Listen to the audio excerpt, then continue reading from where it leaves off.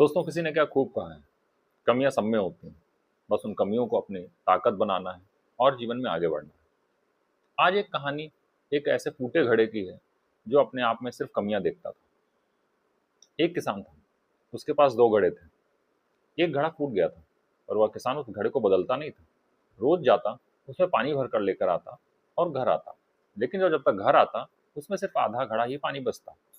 जो दूसरा घड़ा था, वो उस पे हंसता कि देखो तुम फूटे हुए हो, लेकिन फिर भी तुमको किसान यूज कर रहा है। लेकिन जिस दिन उसको पता चलेगा कि तुम फूट गए हो, तुम में कमियां हैं, वो तुमको बदल देगा।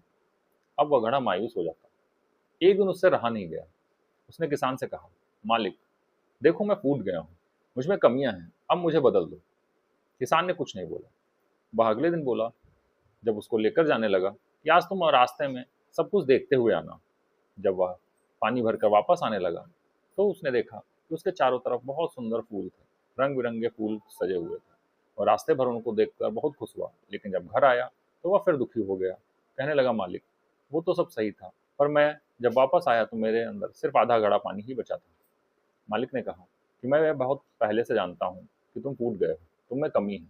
पर मैं बाजार गया और कुछ फूल के बीज ले आया और उनको वो उसी रास्ते पर बो दिया जिधर से तुम आते हो। और तुमने यह बात ध्यान ही नहीं दी कि वो सुंदर फूल सिर्फ तुम्हारी तरफ थे, दूसरी तरफ अच्छे घड़ी की तरफ कुछ नहीं था। अब उसको समझ आया कि हाँ, उसकी इस कमी की वजह से ही उसके रास्ते पर सुंदर फूल खिले हुए थे। तो दोस्तों, कमियां सब में हैं, और उन कमियों को हमको दूर करना है और अपनी ताकत बनाना है और जीवन में आगे बढ़ना है। जय हिंद, जय भारत।